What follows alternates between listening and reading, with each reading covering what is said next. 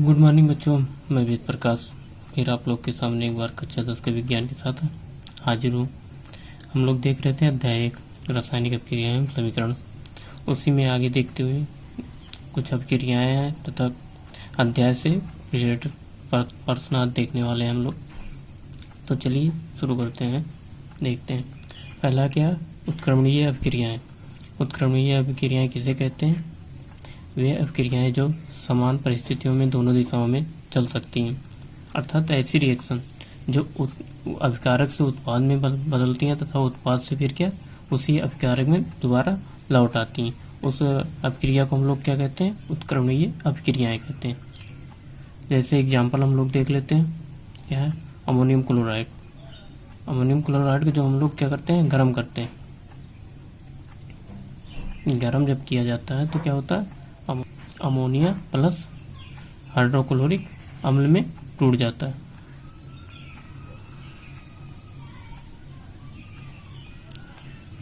Ammonia hydrochloric अम्ल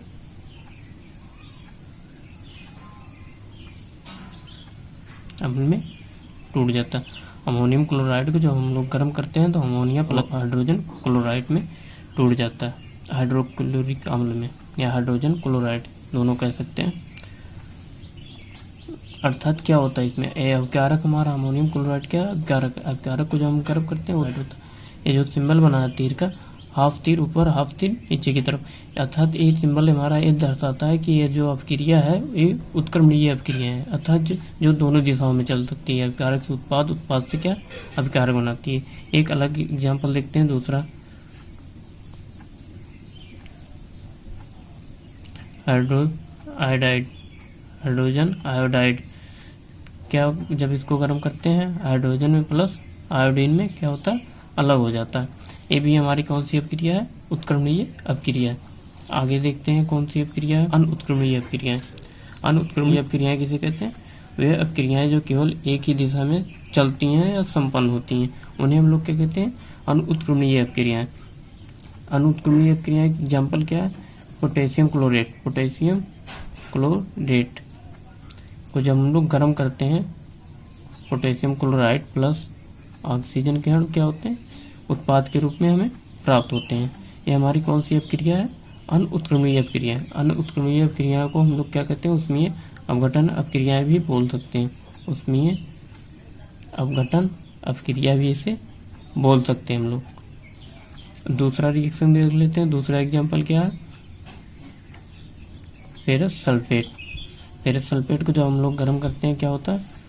ferric oxide plus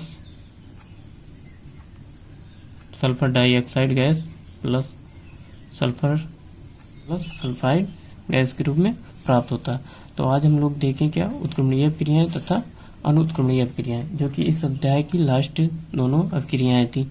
तो आगे हम लोग चलते हैं, इसी अध्याय पर बेस कुछ क्वेश्चन भी देख लेते हैं। क्या है क्वेश्चन, क्या नहीं। जैसे यहाँ पर पहला क्वेश्चन क्या है? पहला क्वेश्चन देखते हैं हम लोग, क्या है?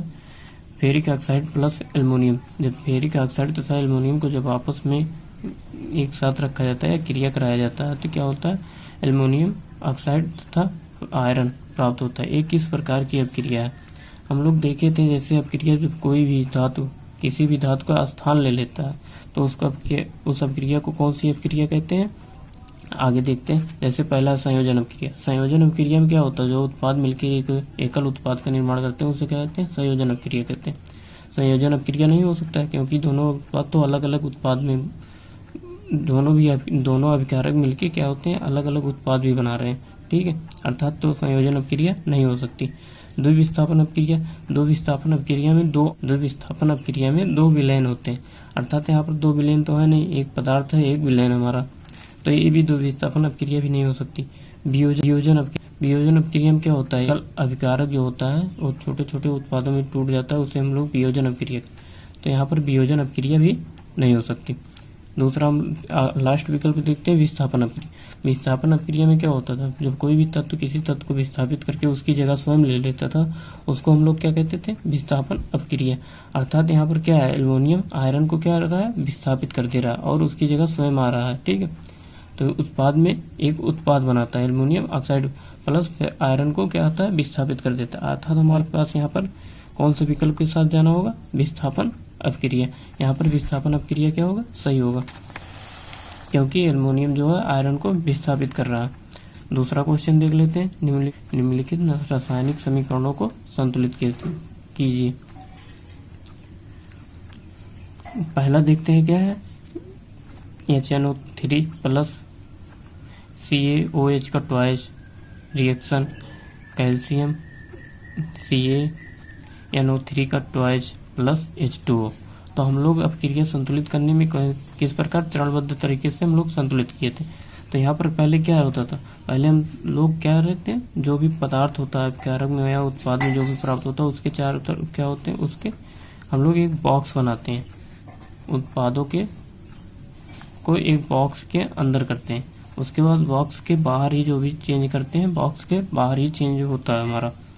तो हम लोग देखते हैं, हम लोग दूसरा चरण क्या था, पहले बॉक्स बनाना था, उसके बाद दूसरा चरण था हमें अभिकारक की मतलब पदार्थों की गणना करना, कौन सा पदार्थ सबसे अधिक मात्रा में। तो यहाँ पर हमारे पास देख लेते हैं हम कौन सा पदार्थ हमारे पास, जैसे ऑक्सीजन इधर 3 है, 3 2 5 है, इधर ऑक्सीजन 3 2 3 इंटू 2 6 है, 6 1 7 ऑक्सीजन इधर है, अर्थात ऑक्सीजन हमारा सबसे ज़्यादा है। तो हम लोग क्या करते हैं, उसको पहले संतुलित करने का प्रयास करते हैं। तो देखते हैं कहाँ पर संतुलित करना पड़ेगा। जैसे ऑक्सीजन इधर क्या है, 3 है, यहाँ पर 3 है, यहाँ 2 है, तो यहाँ हम लोग क्या करते हैं, पहले 2 लगाते हैं। यहाँ पर 2 करके देखते हैं हम लोग। तो यहाँ पर 2 किए तो यहाँ ऑक्सीजन 6 + 2 8 हो गया। यहाँ पर 6 प्लस 1 7 है। तो यहाँ पर हम लोग क्या करेंगे, यहाँ पर 2 कर देंगे, ठीक है, यहाँ पर 2 करेंगे तो यहाँ पर क्या हो जाएगा, यहाँ पर 2 + 6 और 2 क्या हो गया, 8 हो गया, हमारा ऑक्सीजन संतुलित हो गया। दूसरा फिर क्या देखते हैं, हाइड्रोजन यहाँ पर 2 है, यहाँ पर 2 है, 4 हुआ, यहाँ पर 2 2 या 4, अर्थात हाइड्रोजन भी हमारा संतुलित हो गया। फिर हम लोग कैल्शियम देखते हैं, कैल्शियम फिर क्या है, कैल्शियम तो संतुलित है, 1 है कैल्शियम, 1 ही कैल्शियम। यहाँ पर नाइट्रेट देखते हैं, नाइट्रोजन यहाँ पर 2 है, ठीक है, यहाँ पर भी क्या हो गया, 2 हो गया। फिर ऑक्सीजन तो हम लोग का पहले से ही संतुलित था, अर्थात ये अपक्रिया हमारी क्या हो गई, संतुलित अपक्रिया हो गई। अर्थात जल के 2 अणु होंगे और हाइड्रोजन नाइट्रेट के 2 अणु होंगे। आगे देखते हैं दूसरी अपक्रिया क्या है। दूसरी अपक्रिया देखते हैं, जैसे सोडियम हाइड्रोक्साइड प्लस सल्फ्यूरिक अम्ल, जब रिएक्शन करते हैं तो क्या बनाते हैं, सोडियम सल्फेट प्लस जल। तो इसको हम लोग किस प्रकार से संतुलित करेंगे, जैसे यहाँ पर सोडियम 2 है, ऑक्सीजन 4 है, 4 यहाँ पर 1 यहाँ पर 5 हो गया हमारा। तो हम लोग देख लेते हैं, पहले क्या करेंगे, पहले सोडियम को संतुलित कर लेते हैं। यहाँ पर सोडियम क्या है, पहले बॉक्स बनाते हैं, हर तत्व के बगल में विलेन को एक बॉक्स के अंदर हम लोग क्या करते हैं, रखते हैं। उसके बाद क्या करते हैं, उसमें आगे की तरफ या कुछ भी लगाना हो बाहर ही चेंज करेंगे, अंदर किसी प्रकार का कोई चेंज नहीं होता। तो हम लोग देख लेते, पहले हाइड्रोजन देख लेते हैं। हाइड्रोजन यहाँ पर 2 है, 2 यहाँ पर 1 हाइड्रोजन है, अर्थात 3 हो गया, यहाँ पर 2 ही है। तो हम लोग पहले ऑक्सीजन को संतुलित करते हैं। ऑक्सीजन यहाँ पर 4 1 5 है, तो यहाँ पर हम लोग क्या करते हैं, 4 1 1 5, यहाँ तो सही है ऑक्सीजन। फिर सोडियम को देखते हैं, पहले सोडियम यहाँ पर 2 है, तो यहाँ पर 2, इसको हम लोग 2 कर दिए, यहाँ पर 2 हाइड्रोजन भी हो गया, 2 2 4 हो गया। तो यहाँ पर हम लोग क्या करेंगे, 2 कर देंगे, 2 2 4 हो जाएगा। यहाँ पर ऑक्सीजन देखते हैं, ऑक्सीजन यहाँ पर 2 अणु हुए, 2 से इंटू करेंगे, 2 अणु हुआ, 4 यहाँ पर है, 4 और प्लस 2 6 हुआ, 2 + 4 6 हो गया।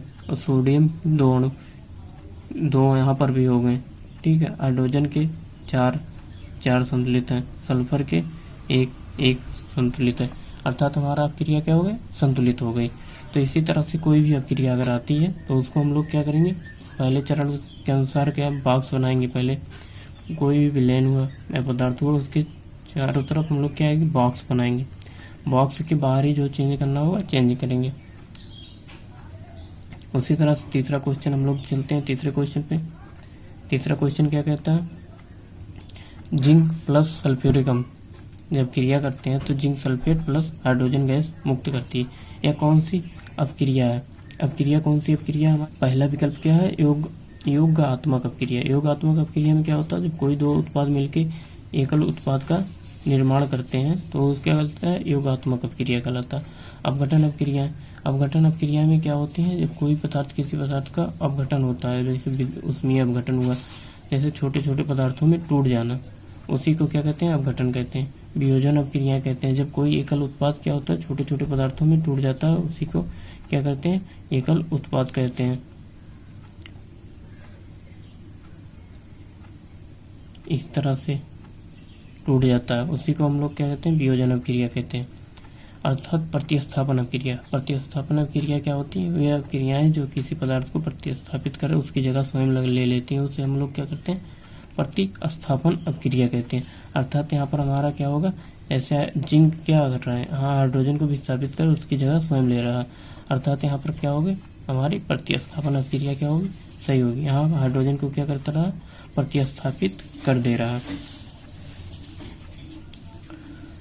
चौथा क्वेश्चन देखते हैं, रासायनिक समीकरण लिखने में चिन्ह, जो इस तरह का चिन्ह बनाते हैं, कोई भी उत्पाद के साथ इस तरह का चिन्ह बना होता है तो ये चिन्ह हमारा क्या प्रदर्शित करता है।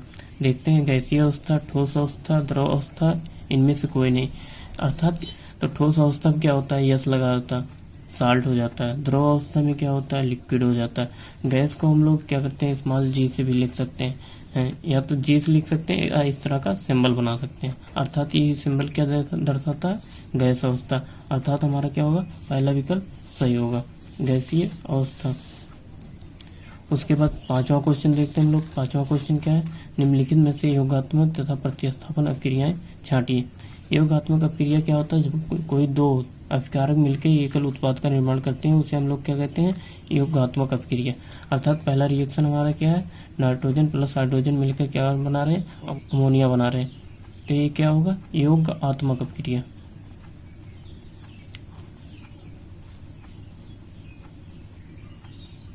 अर्थात यहाँ पर दो अपकारक मिलकर एकल उत्पाद का निर्माण कर रहे हैं। दूसरी अपक्रिया हम लोग देखते हैं, आयरन प्लस कॉपर सल्फेट मिलकर क्या बना रहे हैं, आयरन सल्फेट प्लस कॉपर को क्या विस्थापित कर रहा है, प्रतिस्थापित कर दे रहा है। अर्थात यहाँ पर कौन सी अपक्रिया होगी, जब कोई पदार्थ किसी दूसरे पदार्थ को क्या करता है, तत्व को विस्थापित कर उसकी जगह स्वयं ले लेता है, उसे हम लोग क्या कहते हैं, प्रतिस्थापन अपक्रिया कहते हैं। तो यहाँ पर क्या हो रहा है, आयरन कॉपर को प्रतिस्थापित कर दे रहा है, तो इसको हम लोग क्या कहेंगे, प्रतिस्थापन अपक्रिया। प्रतिस्थापन अपक्रिया। उसके बाद तीसरा समीकरण क्या है, 2Na, अर्थात दो अणु सोडियम के प्लस क्लोरीन के दो अणु मिलकर क्या है, सोडियम क्लोराइड। सोडियम क्लोराइड किसका, कौन सी अपक्रिया है, अर्थात जब दो अभिकारक मिलकर किसी एकल उत्पाद का निर्माण करें, क्या होता है, योगात्मक अपक्रिया होती है हमारी। तो यहाँ पर भी दो अभिकारक मिलकर एकल उत्पाद का निर्माण कर रहे हैं, सोडियम क्लोराइड का निर्माण कर रहे हैं, तो इसे हम कौन सी अपक्रिया कहेंगे, योगात्मक अपक्रिया। योगात्मक अपक्रिया, कौन सी अपक्रिया, योगात्मक अपक्रिया। अर्थात हमारा ये पहला चैप्टर था, अध्याय 1 था, जो कि रासायनिक समीकरण एवं अपक्रियाएं। हम लोग पूरी तरह से इस चैप्टर के बारे में अध्ययन किए। अगर कोई भी क्वेश्चन या कोई भी पॉइंट छूटता है तो कृपया आप लोग कमेंट कर सकते हैं नीचे, मैं कमेंट ध्यान दूंगा उस पर, और वो टॉपिक अलग से आप लोग को प्रोवाइड करने की कोशिश करूंगा। अगर ये वीडियो अच्छा लगा हो तो बच्चों इसको लाइक करें, शेयर करें अपने दोस्तों के साथ, तथा चैनल को सब्सक्राइब कर आइकन को जरूर प्रेस कर दें, जिससे हर आने वाली अपडेट आप तक पहुंचती रहे बिना किसी विलंब के।